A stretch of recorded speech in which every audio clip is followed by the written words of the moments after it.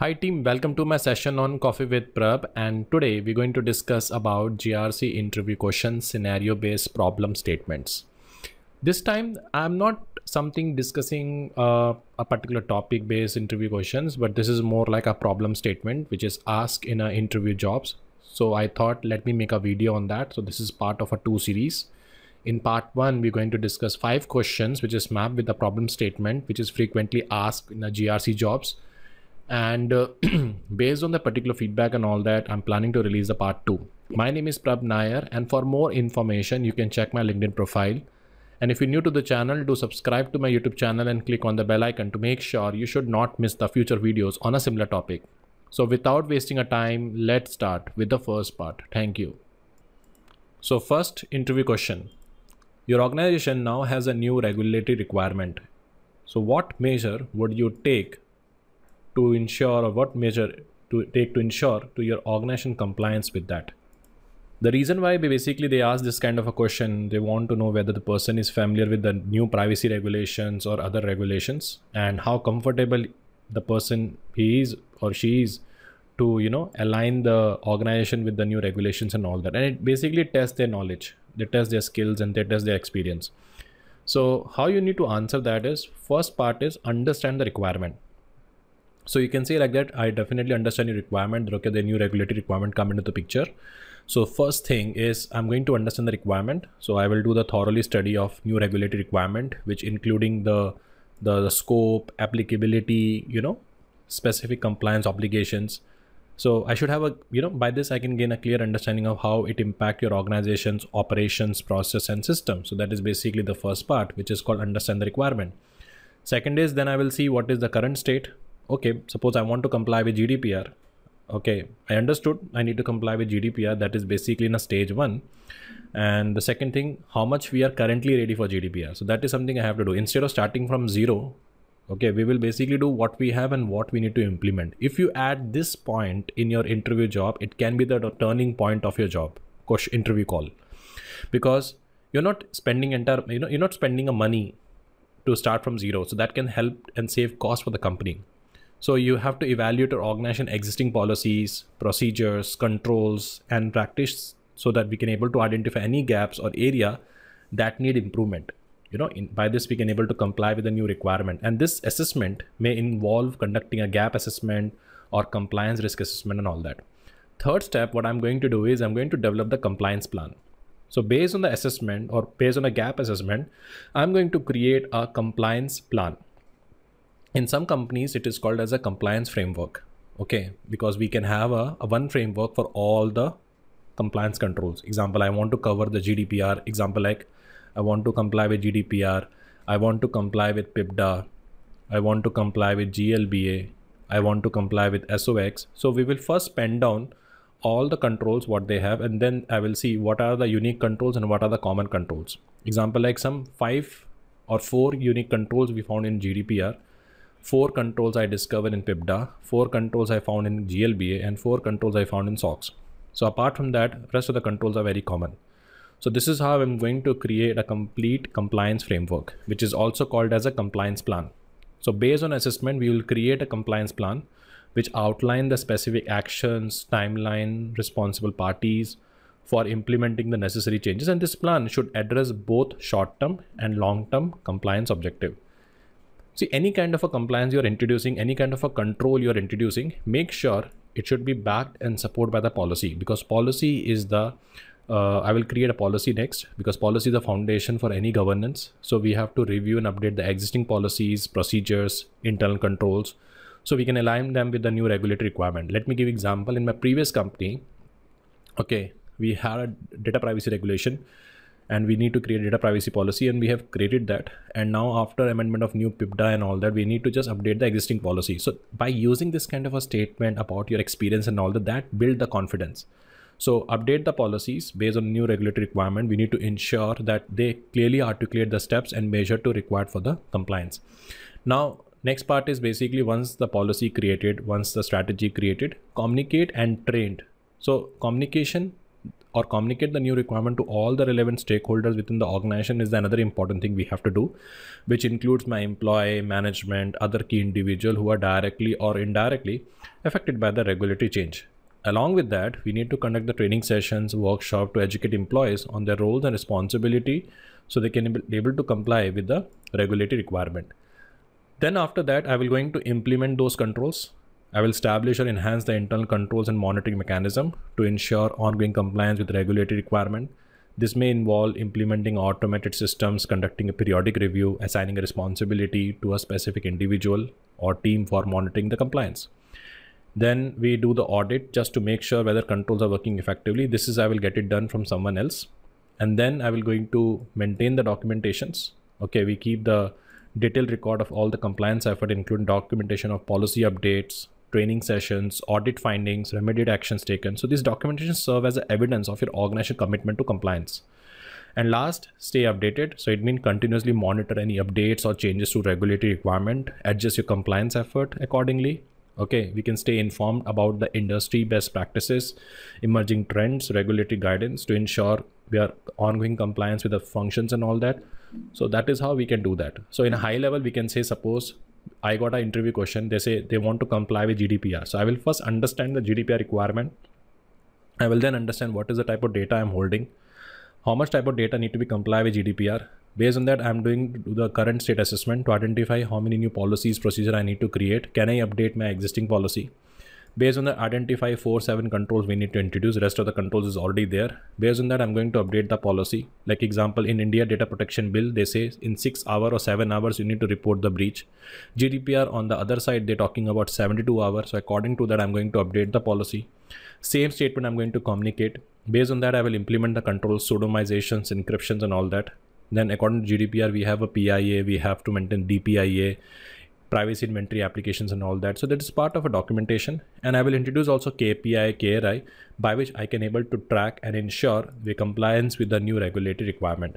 So by using the examples, terms, statement with practicality and all that, it can build the confidence in the interviewer. Okay. So let's move to the next interview question. Thank you. So the next interview question, in this interview question, the interviewer might want to test your patience, might test your confidence, how you handle problem if you get immediately, and also test your management skills and your thought process. So question is, a division of the company, well, a part of the enterprise, receiving a notable surge in a customer complaint concerning data privacy. So could you please suggest an approach to investigate and resolve this issue? So how I'm going to do is, instead of directly reacting to any kind of a crime scene or any incident, the first thing is that I will gather the information. And same thing you need to understand. To respond to any kind of an issue, example, one of the customer has raised how you misusing my information. I shared email ID, but from other database, I got your, my email ID, what is this and all that. And he raised the issue also. So first, fully understand the customer complaints. You can gather all the available information, including the nature of complaint, specific incident, affected individuals, and all the supporting documents, because most of the cases what happen is it is considered as a false positive also. They have a different impression and thing was happened differently.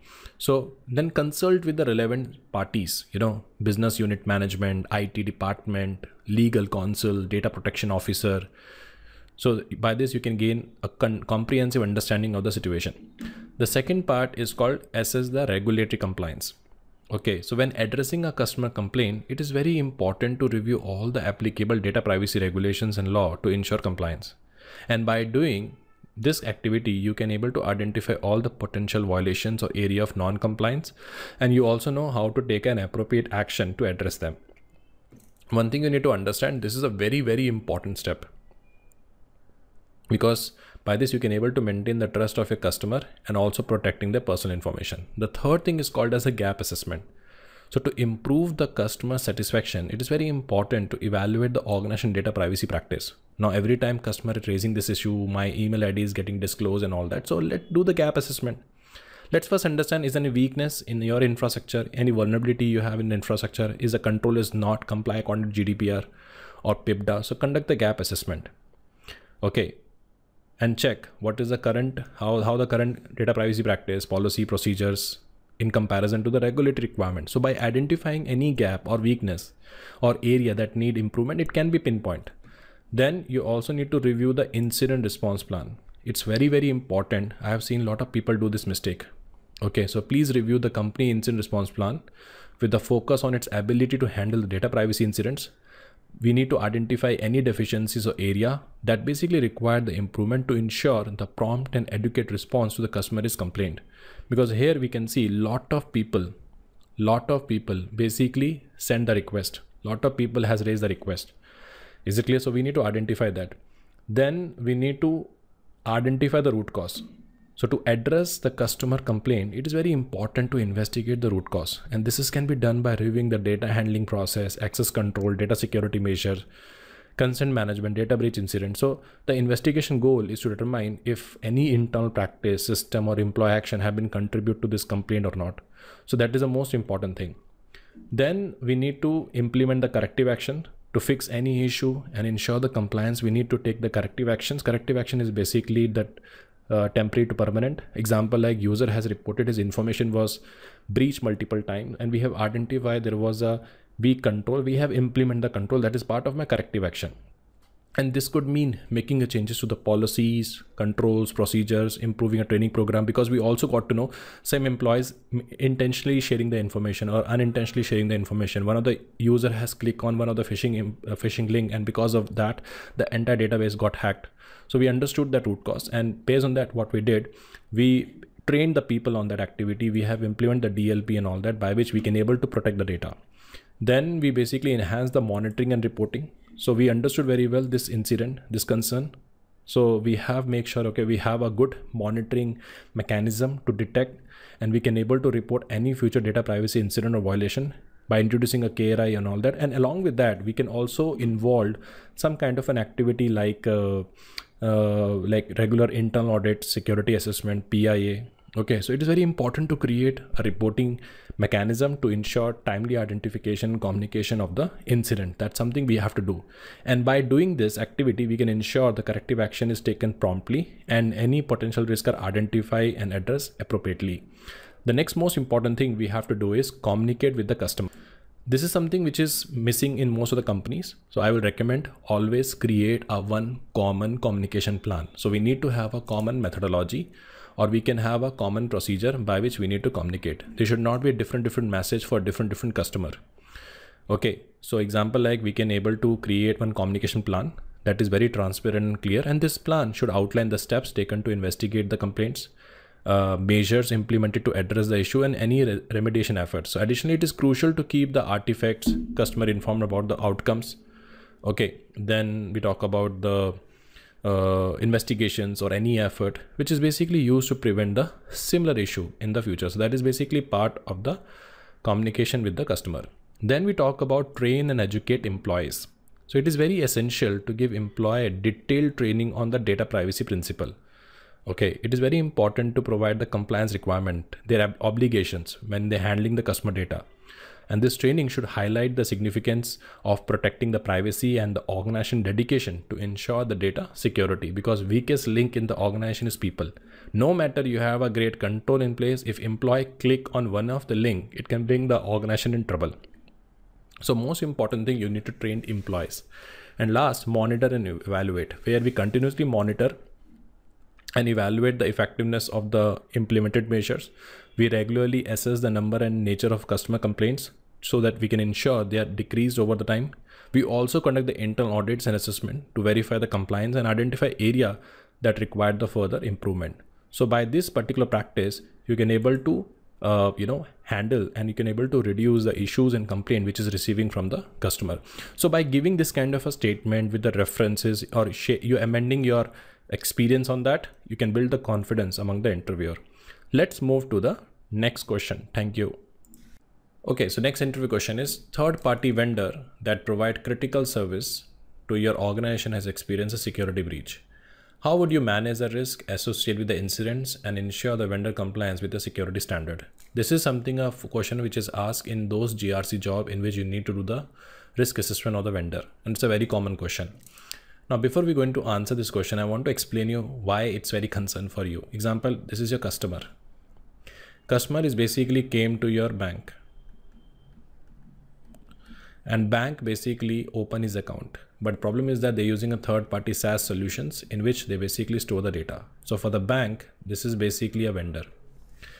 Now tomorrow any security breach happen in that SaaS solution, you are the one who answerable to customer and you are the one who answerable to regulatory breach or regulatory authority. So you can imagine how important is this issue. That's why I added this particular question in this particular video. So let's answer this question. So the first thing is that incident response. That is the first most important thing we have to do. So take a prompt action by implementing your organization incident response plan, deal with the security breach, assemble the relevant response team, which comprising of member from IT, legal, compliance, and vendor management. And your top priority should be contain the breach and limit the consequences, because by end of the day, you are the one who answerable to your customer. Second is communication with the vendor. See, to address the breach, it is very important to contact the vendor who was affected. Ask for the specific on the type and scope of the breach. I have seen a lot of people miss that. Okay, what data was compromised? What type of data? What is the source of business? Do they have a plan of response? Okay, additionally request a detailed report or any documentation relevant to the incident, which I have seen a lot of customer doesn't ask. Third most important thing, do the risk assessment. It is very important to perform a risk assessment to determine how the breach could affect your organization. And this assessment should evaluate the sensitivity, integrity, criticality of the compromised data, also the potential legal and regulatory compliance. We also need to look from a financial risk, reputational damage, and it is very important to identify any critical dependency on the vendor service and consider potential outcome of the service disruption. Next important thing, we have to do the vendor compliance assessment. To ensure the compliance with the security standard and contractual obligation, it is very important to review the vendor current security controls policy and practice. Additionally, it is necessary to evaluate their incident response capability. We have to see the data protection measures, security audits, or any relevant certification on the third party assessment. So that's something we can ask for. Like example, we can ask for the SOC 2 report. We can basically ask for the ISO report, ISO certifications, third party BT reports. So that's something we can ask for. Then based on that, we do the remediation plan. Okay, remediation basically means corrective action. That's the most important thing we do. So in this case, what happened is we basically work together with the vendor. So we can create a plan for fixing the security weakness that were found and make sure that all security standards are met. And this plan should also include details, who is responsible for that, what things been done, what specific action will be taken. So it is very important to put the most important security measure and controls in the place first. Then we have a contractual and legal review. So before finalizing any agreement with the vendor, it is very important to carefully review the contract. So we can ensure it include the provision related to the security, data protection, breach notification, liability, and if necessary, consider making updates to the contract to strengthen the security requirement and specify the consequences for the non-compliance. Next thing is basically talk about the monitoring and verification. So regularly monitor, verify the control compliance with the security standard and the progress of their remediation effort. So we can establish the reporting mechanism to receive the updates on their security measures, because we learn already from this incident. So whatever the major updates they're doing, whatever the security measure they're changing on a regular basis, kindly we get a report of that. And to get this report, you need to amend the SLA and contract by adding a right to audit clause, because that is how only you can able to control the governance of the third party. Okay, so asking for the regular security measure reports, incident response capability, ongoing risk mitigation strategy, which is associated with their business, and also conduct the periodic audits or assessment of the vendor security controls.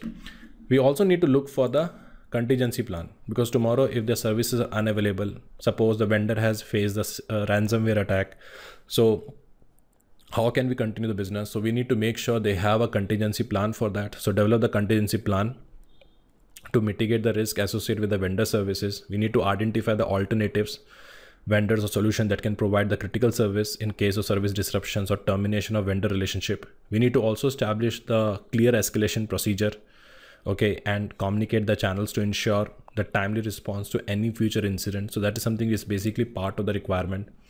Then we have to look for the continuous vendor management. So we need to enhance your vendor management process to include the robust security assessment, ongoing monitoring, or we can have a regular audit. We need to also ensure that security requirements are integrated into your vendor selection onboarding process, We need to maintain the regular communication and collaboration with the vendors to address the security concern proactively. So that something is there. And then finally, we have a lesson learned and updates. So we need to conduct the comprehensive post-incident analysis to identify the lesson learned area of improvement, just to make sure, we cannot see this again. And based on that, we update our policy, procedure, security protocol based on the findings. So we can able to enhance the resilience against the future security breach. So that is how you can able to handle the issue. Okay, let's move to the next question. Thank you. Okay, so next question is, our company risk assessment has shown an area of high risk regarding a financial fraud. What steps can we take to design and implement controls that will reduce this risk and ensure ongoing compliance? It's a very good question actually. And mostly when you're giving any any jobs and trying in the financial services and all that, this is a frequent question they ask. So question is how to answer. The first thing is that understand the risk. So gain a thorough understanding of a specific risk which is identified in the assessment, and also including its root cause, potential impact, and likelihood of occurrence. So analyzing the past incidents or case of financial fraud within the organization, we can able to identify patterns and common vulnerability. Second is conduct the risk analysis. So perform the detailed analysis to assess the vulnerabilities and potential consequences which is associated with the identified vulnerability. And then I'm going to determine the specific control objective required to mitigate the risk. Okay, so first understand the risk, then you analyze the impact of the risk. Third, I'm going to develop the control framework. So we have to establish the control framework, which is basically tailored to address the risk of financial fraud. And this framework include your preventative control, detective control, corrective controls. And identifying this control activity should be aligned with the industry best practices, regulatory requirement, and organization specific need. Example like controls map with COSO, ISO, PCI DSS, and all that. Then if you think it is a regular fraud we have discovered in the financial department, then implement the segregation duty. So implement the SOD policy to ensure that no single individual has a complete control over the critical financial processing. See, you don't need to introduce SOD in all the department, but if you think in a financial department, in a financial services, you need a SOD, you can have a SOD.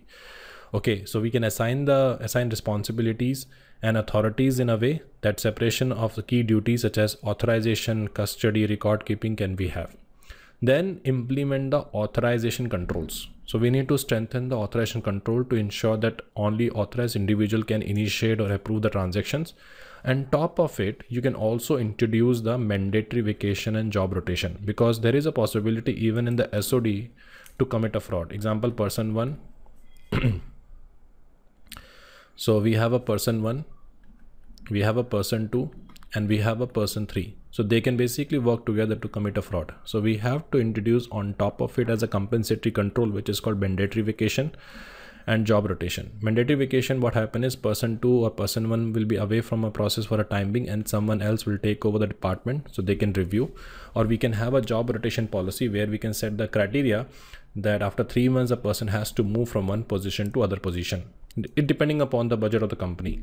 So that kind of a controls we can have. Along with that, do the proper monitoring.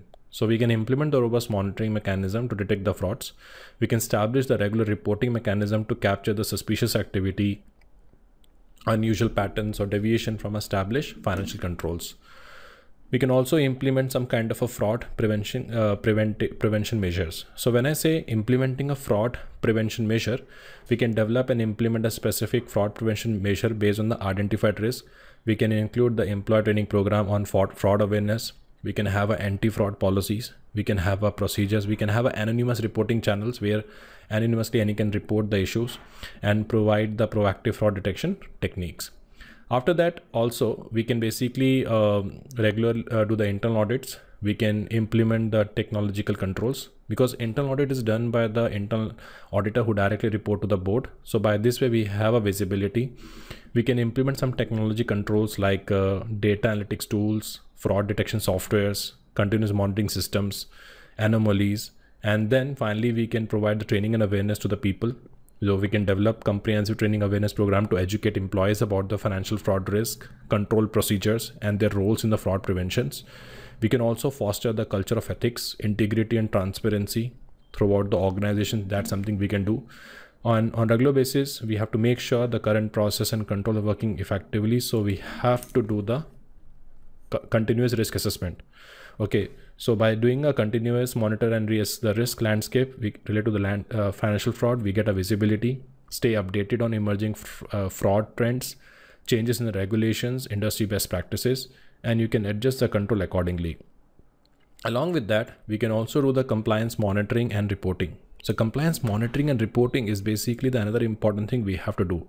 So we can implement some kind of a robust compliance monitoring program to ensure, we can ongoing adherence to the established controls. We can regularly review compliance with the control procedures. We can investigate any identified non-compliance. We can report findings on management and relevant stakeholders. And finally, we can able to review and improve your existing controls. So it is very important to conduct regular review of control framework to identify areas that need improvement. It is also very important to stay updated on any new fraud risk and adjust controls as needed. And lastly, it is very essential to regularly assess how well the implemented controls are working and making changes to improve them. So these responses, when you give to the question, I'm sure it will build the confidence. So moral of the story is that whenever any kind of a financial fraud we have discovered, identify, reassess, assess, and then based on that gap assessment, implement the control, and rest of the things you can able to check depending upon the governance requirement. So let's move to the next interview question. Thank you. It's a very tricky question. Okay, so question is, if you're considering partnering with the company located in a high risk jurisdiction known for corruption, it is important to evaluate the potential risk and establish the compliance framework to minimize them. So can you provide any further information on how I can apply, how can help you with this? Okay. So question is, if you're considering the partnering with the company located in a high risk jurisdiction known for corruption, it is very important to evaluate the potential risk and establish the compliance framework to minimize them. So can you provide a further information on how I can help you with this, or how can you basically help me with this? So this is mostly asked in the case of business risk acquisitions and all that, when you're involved in, project risk assessment on the business acquisitions and all that. So they will basically ask your opinion, how you handle this. And by asking this question, by asking this particular question, they want to evaluate your knowledge. They want to evaluate your experience. So first thing is that if they're going to ask me, for me, the first thing is that I want to understand the jurisdiction. So I will do the thorough research and gain the comprehensive understanding of the high risk jurisdictions, which is known for the corruptions. We will try to identify the specific laws, regulations, you can say culture factors that contribute to the corruption risk. And we also understand the local business process, practice, political environment, history, corruptions, which is issues in the jurisdiction. That's the first thing I will do. Then I will do my due diligence, where I'm conducting a review of the potential partner company. This include the review of their financial records, getting involved the financial expert, analyze the reputation, ownership structures, key personals. Okay, ask for the policy. I might engage the external expert if necessary to conduct the in-depth investigations, because it is a matter of risk. We are planning for an acquisition of the company, because when you acquire any of the company, it means you bring more risk to the company. You are accountable for the risk. So it's very important. Then you're going to assess the legal regulatory framework, where we evaluate the legal regulatory framework of the high risk jurisdiction. You will try to determine the local laws and regulations. That's the most important thing related to the corruptions, bribery and compliance requirement. Understand the jurisdiction, anti-corruption law, transparency initiatives, international commitments. So that's something you need to do. Apart from that, we can identify the red flags. It's a very, very important part. So identify potential red flags, warning sign that may indicate the higher corruption risk. This include the instance of bribery, facilitation, payments, lack of transparency in the financial transactions, connection to political exposed individuals. Okay, so take a note of every adverse media report on a public records related to your potential partner. I have seen a lot of people don't follow this. So you adding this statement, right, build the confidence. Next, conduct the risk impact assessment, where we evaluate the potential impact of partnering with the company, assess the financial potential risk. Current risk level is basically high. Acquisition of this company increase my risk to the beyond the capacity. So we have to see it is coming under my tolerance level. So do the risk impact assessment. That's the most important thing. Okay, we have to see the other aspect like potential regulatory penalties, reputational damage. Okay, live example, what we heard about Byju's when they acquire white hat junior and all that, it basically doesn't give them a positive results, right? So sometimes acquisitions is not give you the positive results. Then we develop the comprehensive framework, compliance framework, to tailor to mitigate the corruption risk. And this framework should include the policy, procedures, controls, which is aligned with the international anti-corruption standard. Example, like comply with the FCPA, which is called Foreign Corrupt Practice Act, or UK Bribery Act. Okay. Then you can implement the anti-corruption policies trainings. That's the most important thing. Okay, we can able to communicate. We provide training program to raise awareness about corruption risk, bribery preventions, and company commitment. Then we conduct the third party due diligence. If your partnership involving engaging a third party intermediary, so implement the comprehensive due diligence process for these entities. We try to assess their integrity compliance program. Okay, so that's the most important thing, right? Then we also do the monitor and audits. That's the most important thing. So implement the ongoing monitoring and auditing mechanisms to ensure, your compliance with established compliance framework. We conduct regular internal audits to assess the effectiveness of the control. We also need to see, do they have a whistleblower mechanism and reporting? Okay, so we need to establish a confidential and anonymous reporting mechanism for the employees and stakeholder, so they can report the suspected corrupt practice and communicate the availability of this mechanism to ensure protection against the retaliations, and promptly investigate and address the reported incidents. Engage the legal compliance expert advanced stage, so you can take the guidance in the interpreting the local laws, navigating the compliance challenges. And last is basically continuously assess and adapt, where we regularly reassess the corruption risk associated with the partnership. We look for the effectiveness of the compliance framework. We stay update on the changes in the jurisdiction, legal landscape, and emerging corruption trends. So we also adapt your compliance measures as necessary to address the new risk and challenges. So these are things I'm going to do when I'm basically dealing with some potential risk or with the company we're planning to acquire. So this is all from my side, team. Do let me know how do you find the session, and do let me know, shall I make more interview questions like that, which basically talk about the scenario based parameter. This is all from my side. Do subscribe to my channel and click on the bell icon to make sure you should not miss my future videos. I'm planning to release a second part of this particular video also. Stay tuned. Bye. Take care.